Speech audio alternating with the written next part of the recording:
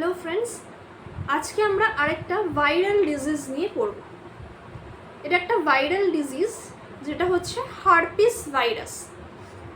আমরা এই হার্পিস অসুস্থতার নাম শুনেছি। আমরা হার্পিস ভাইরাসটা নিয়ে আজকে একটু ডিটেলসে জানব। তাহলে হার্পিস ভাইরাস কি? হার্পিস ভাইরাস হচ্ছে একটা double stranded DNA covered with lipid envelope, মানে ডাবল স্ট্র্যান্ডেড এক ধরনের ডিএনএ থাকে এর মধ্যে এবং একটা লিপিড এনভেলাপ থাকে।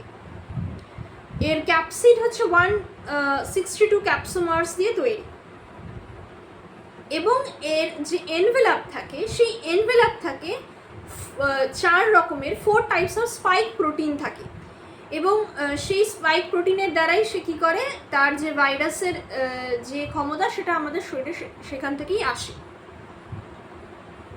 এবং আমাদের দেহে গিয়ে এই ভাইরাস সংখ্যায় বৃদ্ধি পায়।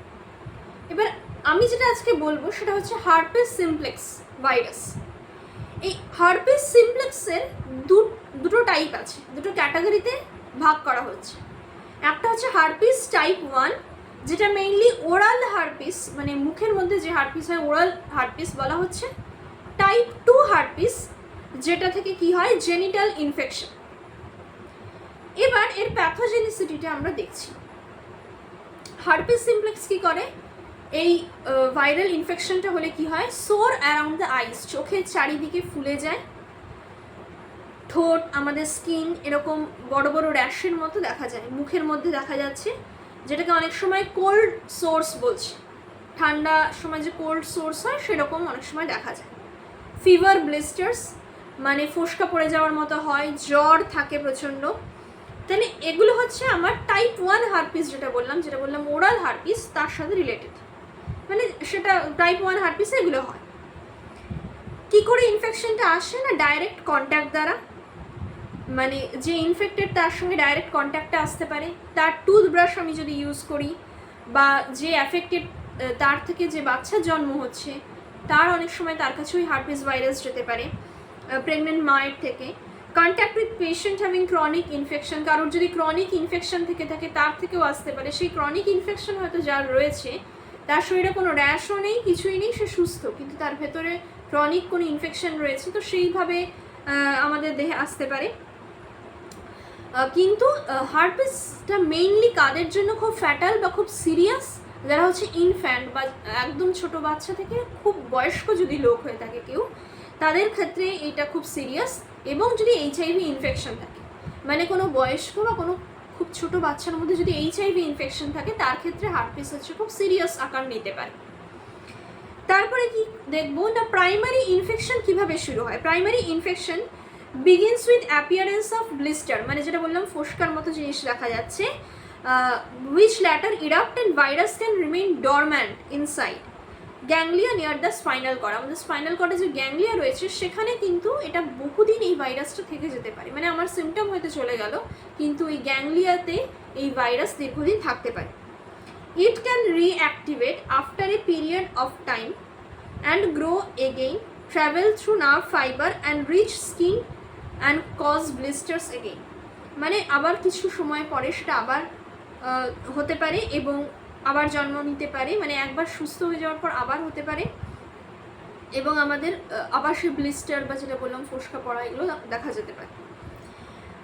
ক্লান্তি থাকে, স্ট্রেস থাকে, ইমিউন সিস্টেম সাপ্রেসড হয়ে যায়। ফিঙ্গার টিপস আর জেন্টাল অর্গানসে আমরা তো বললামই যে টাইপ 2 টো মেইনলি জেন্টাল অর্গানসে আমরা দেখতে পাচ্ছি যে ব্লিস্টার ফর্মেশন হচ্ছে।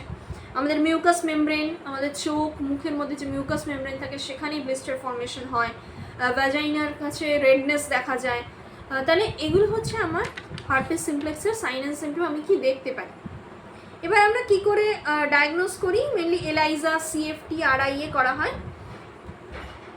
Chronic infection blood test can help in diagnosis, মানে ক্রনিক ইনফেকশন হলে ব্লাড টেস্টের দ্বারা এটা ধরা পড়ে। মেইনলি আমরা এই হার্পিসকে ডিটেক্ট করতে পারি, কারণ যদি ক্রনিক হার্পিস ভাইরাস থেকে থাকে তাহলে ব্লাড টেস্টের দ্বারা ধরা পড়ে। যদি আমার ব্রেনে পৌঁছে গিয়ে থাকে তাহলে MRI-তে আমরা বুঝতে পারবো অবশ্যই। ভাইরাল অ্যান্টিজেন দেখার জন্য আমরা স্পাইনাল যে লাম্বার পাংচার করি স্পাইনাল কর্ডে, সেটা করা যেতে পারে।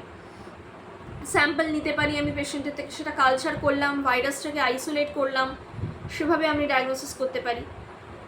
এবার আমরা দেখবো যে কীভাবে এটা ট্রিটমেন্ট করবো বা এর প্রিভেনশন কী হতে পারে, কীভাবে আমরা এড়িয়ে চলবো বা এর ট্রিটমেন্ট কী হবে।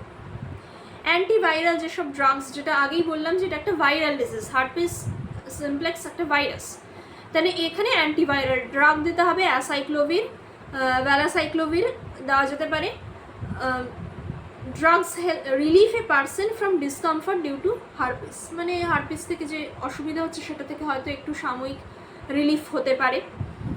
পেনসিসাইক্লোভির একটা ধরনের ক্রিম হয় পেনসিসাইক্লোভির, সেটা অ্যাপ্লাই করা যেতে পারে যেখানে ওই ফোস্কার মতো বেরিয়েছে।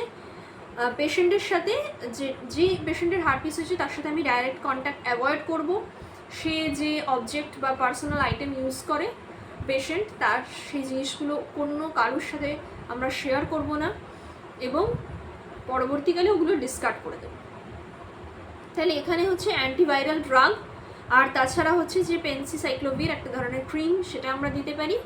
এবং হার্পিস সিমপ্লেক্স যার হয়েছে তার কন্ট্যাক্টে না আসা এবং সে যেই জিনিসপত্র অবজেক্টগুলো ইউজ করে বা তার পার্সোনাল আইটেম আমরা কখনো শেয়ার করবো না অন্য কারোর সাথে। তাহলে আশা করি এটা বোঝা গেল। হার্পিস এটা একটা ভাইরাল ডিজিজ বললাম। আরও একদিন আরেকটা আমার আগে একটা ভিডিওতে র্যাবিসও একটা ভাইরাল ডিজিজ পড়া হয়েছিল। আশা করি সবাই বুঝতে পেরেছে। Thank you.